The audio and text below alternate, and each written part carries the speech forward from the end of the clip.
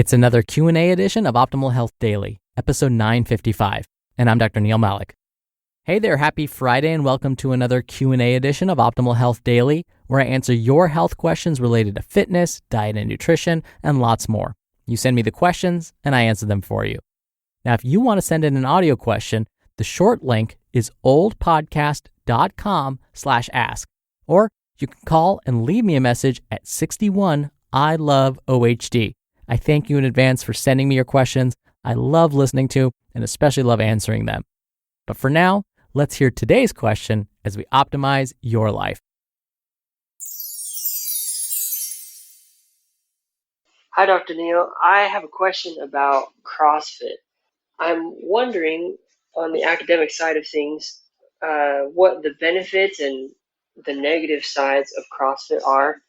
I've done a little research and found what I think are kind of biased opinions that are either strongly for CrossFit or strongly against CrossFit for various reasons. So, I was just wondering about the academic side of the good and the bad of CrossFit. Thanks so much for considering my question. Thank you for your question, Jordan. If you can believe it, CrossFit has already been around for nearly 20 years. Let me first briefly explain what CrossFit is all about. It's basically a form of high-intensity training. It incorporates lots of variation to hopefully help build strength and endurance while giving you a cardiovascular workout at the same time. Now, many of the movements in CrossFit are performed dynamically and explosively and incorporate lots of compound exercises, meaning lots of moves that require multiple muscle groups all at once. Deadlifts, squats, cleans, box jumps, snatches, pull-ups, push-ups, shoulder presses. These are all common exercises used in CrossFit. Sometimes, as part of the training, you're encouraged to complete a number of sets and repetitions for time. For example, a workout may require you to complete 50 deadlifts at a weight of 135 pounds as fast as you can. Notice, there's no repetition target or set target. It's all about speed. You may wonder, with this type of high-volume training, when are you supposed to rest? Well, there usually aren't structured recovery periods.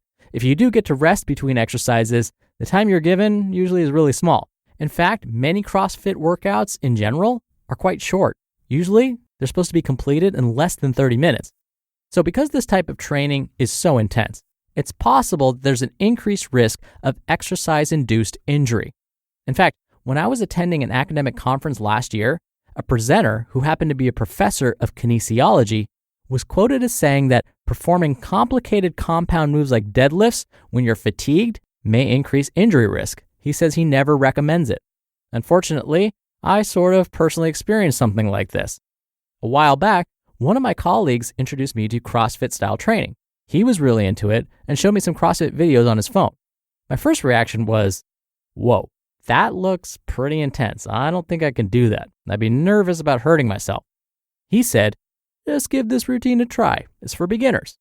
I thought I was pretty fit and felt like he was challenging me, so I did it. Let's just say the CrossFit routine he had me try, even though it was for beginners, was very intense for me. I was completely out of breath in under 5 minutes. Now fast forward a few weeks. I was starting to get into this style of training more and more. One day, I was doing a routine that involved box jumps. Box jumps are just like they sound. From a standing position, you jump with both feet onto a box that's anywhere from 12 inches up to 24 inches high. After you landed on the box with both feet, you jump back down. The box I happened to be using that day was 24 inches high. That day's workout called for me to perform as many box jumps as possible within a certain period of time, so I was jumping up and down pretty quickly. My colleague happened to see me and said, "You got a lot of height to your jump. The box is too easy for you. Let's make it a bit taller." So he grabbed some 45-pound plates, the ones that you normally put on the end of barbells, and laid 2 of them flat on top of the box. This added another 6 inches or so to the top. He said, "Now go." 6 inches doesn't seem like a big difference, but when you're performing a movement like this and you're already kind of sort of tired, it feels like he just added an additional 10 feet. He saw me clear the first 2 jumps and said, "Now we're talking," and walked off. I continued performing my jumps as fast as possible. Again, I was already pretty tired before, but now I started to feel pretty wiped out. So I said to myself, okay, 2 more jumps and then you're done. Well, I probably should have stopped right then and there, because on the second to last jump, I didn't quite land properly. When I jumped, my left foot landed perfectly at the top, but for some reason, my right foot didn't quite follow suit. So I ended up wobbling a bit trying to find my balance using only my left foot at the top of those plates. I quickly realized this wasn't working, and this will likely end badly for me, so I hopped off. The problem was, because I didn't have good balance when I leapt off the box from the top, when I did land on the ground, I only landed with my left foot. Surprisingly, I didn't fall over completely. My right foot did eventually catch up, but as soon as my left foot hit the ground, because of the uneven weight distribution, a sharp pain shot up through my leg and into my lower back. The pain, as you can imagine, took my breath away. The leg pain quickly subsided, thankfully, but the lower back pain did not. I hobbled away, wincing with every step and hoping nobody saw me. Luckily, it turned out just to be a strained muscle in my lower back, no major damage done. But I needed to allow my back to heal, so I was out of commission for 2 weeks. That meant no gym and definitely no CrossFit-style workouts during that time. So, why the long drawn-out story? Much of the criticism, much like the kinesiology professor mentioned at the conference I attended, is that when it comes to this style of high-intensity training, there's an increased risk for injury. As I said before, many of the exercises involve working large muscle groups with sometimes complicated movements at a really fast pace. If your form isn't perfect, the risk for injury definitely goes up. Now, only a few studies have been done to see whether doing CrossFit is any more risky than, say, P90X or Insanity or any other structured routine. The problem is most of the studies had some major design flaws, but the consensus is that CrossFit is about as risky as Olympic-style weightlifting, where you lift really heavy, powerlifting, kind of sort of the same thing, and gymnastics. But contact sports like American football or rugby still beat out CrossFit when it comes to injury risk. So basically, CrossFit can increase your risk for injury, but it's still safer than contact sports. The other criticism is that with such high-intensity training, you may actually break down your muscle tissue, so much so that it can actually start to damage your kidneys. I'll briefly try and explain what's going on here. When you experience muscle soreness, it's because you have broken down some of that muscle tissue. When this happens, proteins from your broken down muscle tissue gets into your bloodstream. Your kidneys then filter those proteins out of your blood, and you eventually excrete them through your urine. This is a normal process, but there have been cases where too much muscle breakdown caused the kidneys to become overloaded, trying to filter out all of those proteins. This led to kidney failure in some people. But this doesn't appear to be a big concern for folks that participate in CrossFit. If you are worried about this, though, just be sure to drink enough water before, during, and after your workouts, and that will likely lower your risk for kidney failure. Okay, so what's the bottom line then? CrossFit will probably improve your overall fitness level. If you want to participate, be sure you are properly trained first. Take your time to perfect each and every move. And again, that's because many of the moves are very complicated. This will then keep you safe and prevent injury. That's probably your best defense against injury, in fact. Have someone watch you while you perform the movements, someone who knows what they're talking about, like a certified personal trainer, to make sure that your form is perfect, especially before you think about adding more weight, or in my case, more height to your box jumps.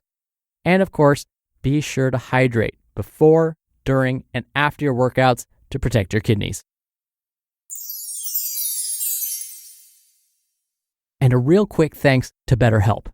BetterHelp offers online counseling and therapy with licensed therapists from wherever you are and around your schedule. They have counselors specializing in depression, stress, anxiety, self-esteem, anger, grief, and so much more. Therapy can help improve your life in many different ways. We've heard it right here on this show a bunch of times.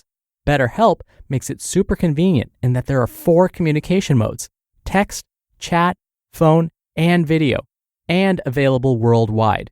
You can start communicating in under 24 hours. Anything you share is confidential, and it's not a crisis line. This is professional counseling and therapy with licensed therapists, which is super important, but actually affordable with financial aid available. Best of all, it's a truly affordable option. Optimal Health Daily listeners get 10% off your first month with discount code OHD. So why not get started today? Go to betterhelp.com/OHD. Simply fill out a questionnaire to help them assess your needs and get matched with the counselor you'll love. That's betterhelp.com/OHD. Thank you so much again for the question, Jordan. You'll be entered into a very small raffle every month to win a book. And if you want to be in the raffle, send me a question. Just come by oldpodcast.com/ask. Right on that page, you can record straight from your computer's microphone. It's really easy, and you can even play back your message and do retakes before sending it in. Or you can do it the old-fashioned way and call in your question. The number is 61 I love OHD. Both methods are in this episode's description, which you can find at oldpodcast.com. All right, I can't believe it. That's another week of Optimal Health Daily. Thank you so much for listening every day. Thank you for listening all the way through. Thank you for sharing this show with someone. I hope you have a wonderful weekend, and I'll see you back here on Monday where your optimal life awaits.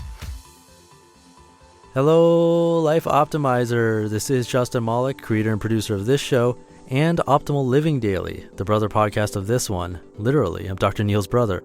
If you like the format of this show, you'll love Optimal Living Daily too, where I also read to you from blogs, but cover other topics like personal development, finance, and minimalism from bloggers like Derek Sivers, The Minimalists, Zen Habits, and many more. So for more amazing content read to you for free, come subscribe to Optimal Living Daily too, and together we'll optimize your life. You've been listening to Optimal Health Daily. Be sure to hit the subscribe button to stay up to date on each new episode, and head to oldpodcast.com. That's oldpodcast.com for a free gift, as well as more actionable tips and resources to help you maximize your potential. Thanks for joining us, and remember, your optimal life awaits.